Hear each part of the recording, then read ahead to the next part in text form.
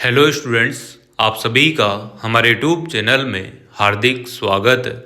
आज के इस वीडियो में बात करने वाले हैं कोटा यूनिवर्सिटी बीएड फर्स्ट और थर्ड सेमेस्टर का टाइम टेबल कब तक जारी हो सकता है, एडमिट कार्ड कब तक जारी हो सकते हैं।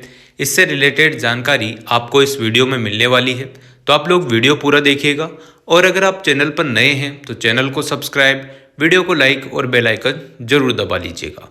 साथ में आप लोग टेलीग्राम चैनल भी ज्वाइन कर लीजिएगा, ताकि जैसे ही टाइम टेबल आता है तो आप लोगों को उसकी पीडीएफ टेलीग्राम चैनल पर ही देखने को सबसे पहले मिलेगी। ठीक है, अभी हम बात करते हैं आपके टाइम टेबल में कितना टाइम लग सकता है, कब तक जारी हो सकता है। ठीक है ना।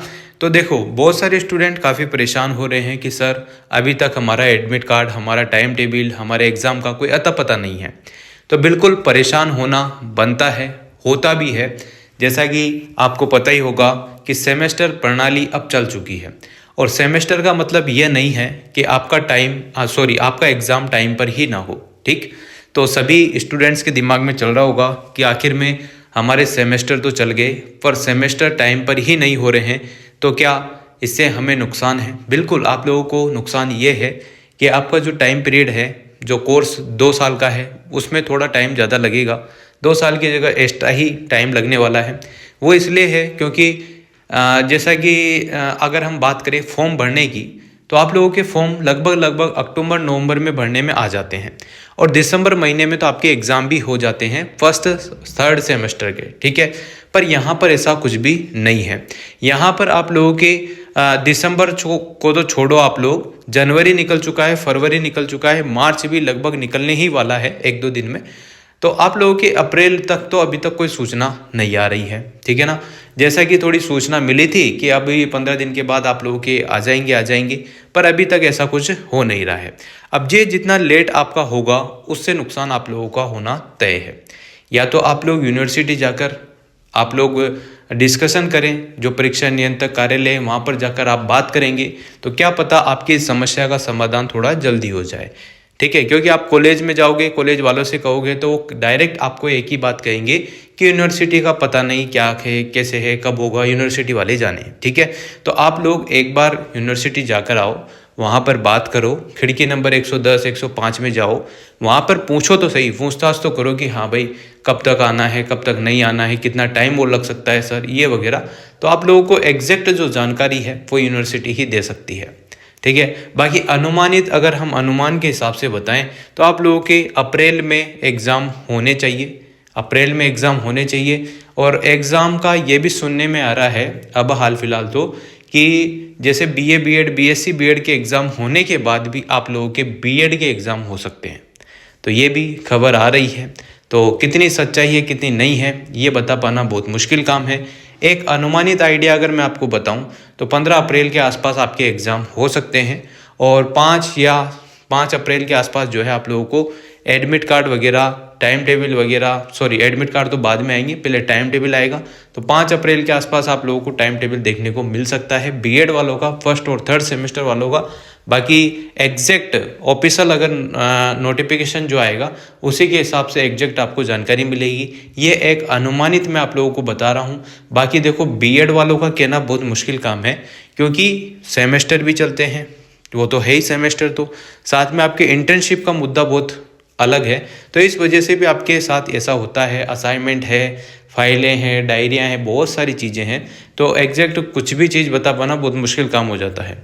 जैसा कि लग रहा है आइडिया थोड़ा बहुत कि 15 अप्रैल तक आपके एग्ज़ाम हो सकते हैं, और 5 अप्रैल तक आप लोगों को टाइम टेबल वगैरह की सूचना मिल सकती है। बाकी लेट भी हो सकता है, और हो सकता है कि कल परसों में ही आपके जो टाइम टेबल है वो जारी हो जाए।